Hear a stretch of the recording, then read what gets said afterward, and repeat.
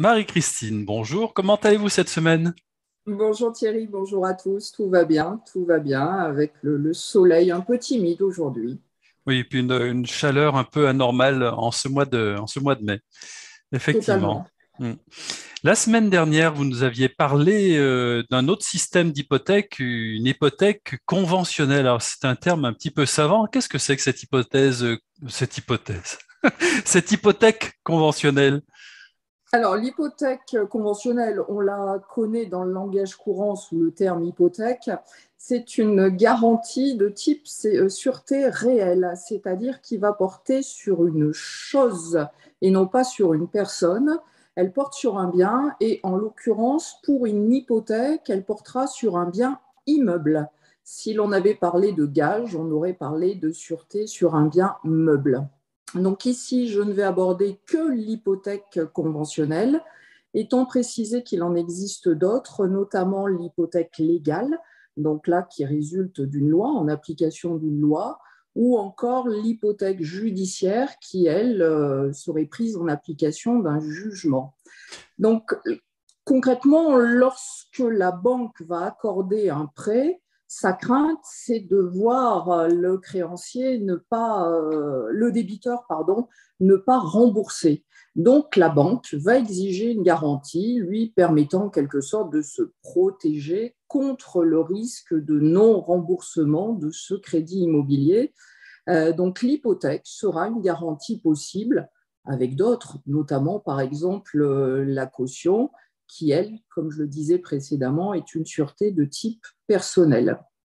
Donc, cette hypothèque va pouvoir porter sur un bien dont vous êtes déjà propriétaire ou au contraire pourra porter sur le bien que vous envisagez d'acquérir et pour lequel vous recourez à l'emprunt.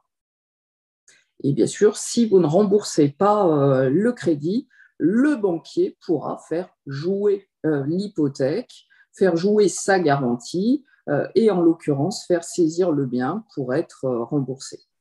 Alors, avant d'aller plus loin, Marie-Christine, simplement une petite précision sur votre introduction entre hypothèque meuble et immeuble pour le commun des mortels. Qu'est-ce que ça veut dire? Alors, pas d'hypothèque meuble, uniquement des hypothèques sur des immeubles.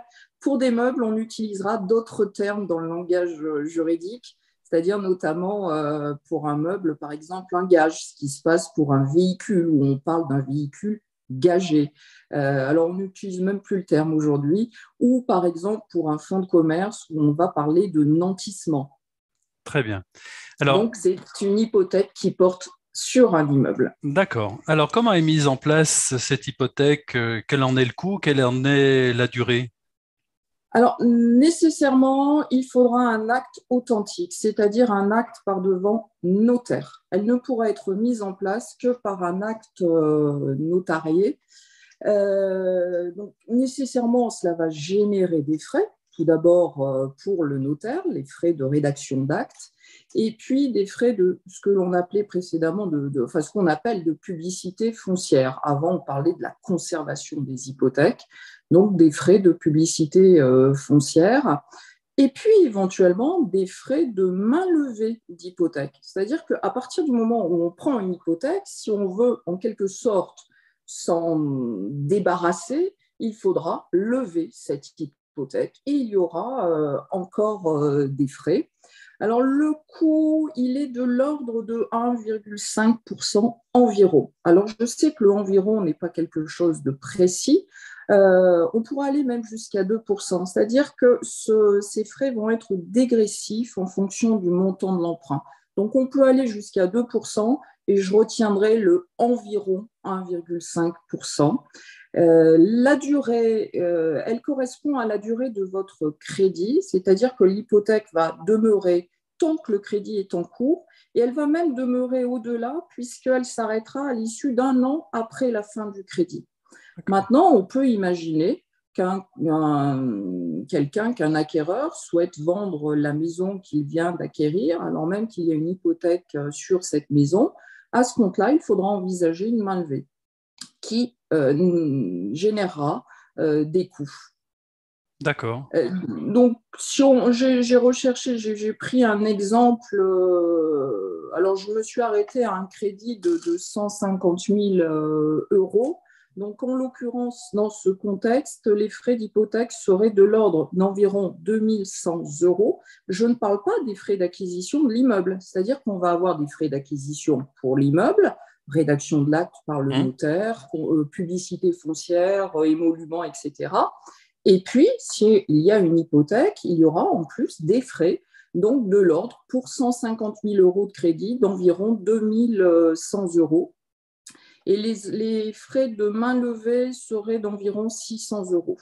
voilà. Donc, quelqu'un qui est en cours d'acquisition de sa propriété peut la revendre avec une main levée si jamais il est en cours de crédit, quoi. Tout Enfin, à fait.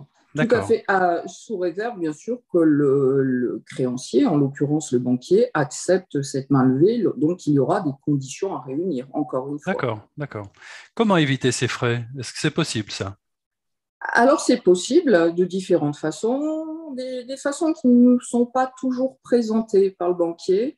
La première des solutions, c'est de recourir à la caution. Alors, certains vont pousser les hauts cris en me disant oui, mais alors à ce moment-là, on risque de mettre dans les ennuis un tiers, un ami de la famille, ou et faut-il encore trouver cet ami qui accepte de se porter caution? Alors, il existe des sociétés spécialisées en la matière. Cela a un coût est bien moins important que la prise d'une hypothèque. Alors attention, quand je dis moins important, concrètement, ce n'est pas parce que vous prenez une caution auprès d'une société spécialisée là-dedans que cela va empêcher nécessairement les frais d'hypothèque. À partir du moment où vous ne remboursez pas votre prêt, automatiquement, la société qui a apporté sa caution va mettre en place une procédure afin de rembourser le banquier, d'une part, elle est là pour cela, il cautionne, et puis ensuite de se rembourser auprès de vous. Donc, il risque d'y avoir des frais. L'autre solution qui n'est pas proposée par les banquiers, c'est ce que l'on appelle la promesse d'hypothèque. Alors, encore une fois, ce sera à négocier. Cette promesse d'hypothèque, par cet engagement, le propriétaire promet à sa banque d'hypothéquer son bien à la première demande de celle-ci. Donc, il ne s'agit que d'une promesse. L'avantage, c'est qu'elle n'a pas à être notariée. On peut rédiger par acte sous seing privé. Elle permet de ne pas inscrire immédiatement une hypothèque. Cette inscription d'hypothèque n'interviendrait que si la personne ne rembourse pas, est défaillante. Donc, pour quelqu'un qui rembourse, bien finalement, c'est l'occasion, sur un emprunt à 150 000 euros, d'économiser en quelque sorte 2100 euros. Hmm, Donc, on échappe aux frais que l'on a évoqués précédemment. très Alors, bien. attention, encore une fois, bien faire attention à la rédaction de l'acte. C'est-à-dire que lorsque je parle d'hypothèque, j'ai dit acte authentique. Cela a l'avantage de faire intervenir un notaire qui est là pour conseiller, pour informer. À partir du moment où l'acte est passé sous seing privé avec le banquier, je n'aurai pas nécessairement cette information juridique. Donc, attention à bien lire l'acte et puis à chacun de négocier parce que même avec le banquier, on peut négocier. Oui, alors là, c'est une piste, Marie-Christine, que vous nous ouvrez, enfin que vous ouvrez à beaucoup de nos téléspectateurs qui ne connaissent pas cette proposition. Et un jeune couple, par exemple, qui veut acheter aujourd'hui, a tout intérêt à prendre certainement cette solution avec cette caution organisée, en fait, avec cet organisme de caution. Oui, alors première solution, c'est effectivement de passer par un organisme de caution. Il en existe plein, ça ne revient pas très très cher, ça évite de faire appel à papa, maman ou un tiers, un membre de la famille, qu'on risque de mettre dans l'embarras, puisque dès lors qu'on a donné sa caution, on est tenu de venir en aide à celui qui ne respecte pas ses obligations. On est tenu d'assumer l'obligation en question. Donc, c'est une première solution. Ou la deuxième, comme je le disais, la promesse d'hypothèque. À partir du moment où je ne peux pas avoir cette garantie, cette caution, ou parce que je ne veux pas pour une raison X ou Y, il faut savoir que la promesse d'hypothèque existe. Et à mon sens, elle est trop peu proposée. Mhm. Le banquier est frileux, on le comprend, son souhait, c'est d'être remboursé. En règle générale, il va chercher les meilleures garanties. Une hypothèque inscrite, elle est bel et bien inscrite. Une promesse d'hypothèque, on promet d'inscrire. D'accord. Ces organismes de caution, on les trouve facilement sur Internet. On risque pas de tomber sur des arnaqueurs ou autres, non? Chaque banque travaille avec sa propre société, en principe, avec Très bien. ses propres sociétés, en principe.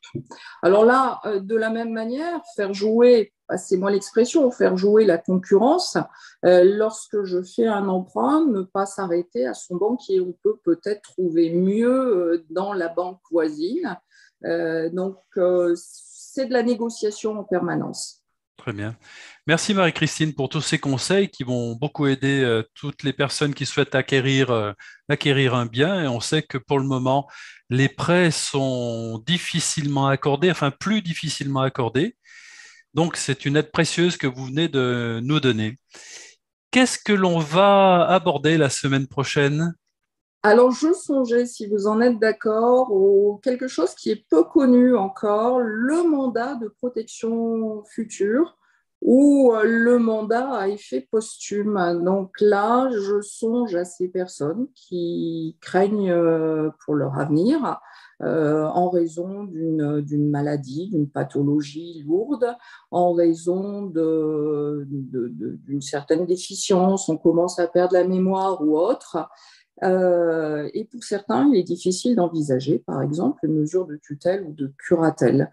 Donc, on peut décider, en quelque sorte, de cette protection future via un mandat, en confiant ses intérêts à un mandataire. Donc, soit mandat de protection future, ou encore mandat de gestion posthume à un chef d'entreprise souhaiterait peut-être mettre en place une gestion au cas où il lui arriverait quelque chose.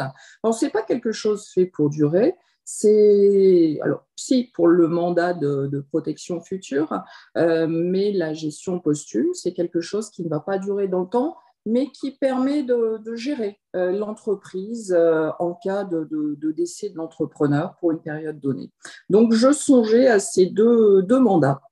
Très bien, mais là on est vraiment dans le concret et dans l'aide à nos téléspectateurs, donc on est en plein dans notre mission d'information et d'aide. Merci Marie-Christine pour tous ces conseils. On vous souhaite une bonne semaine et on vous dit à la semaine prochaine. À la semaine prochaine, bonne semaine à tous. Merci. Au revoir. Ben voilà, c'est très très Bon, bien. c'est un petit peu plus court, mais Non, mais ça va très bien. Enfin, je n'ai pas regardé le nombre de minutes. J'ai pas.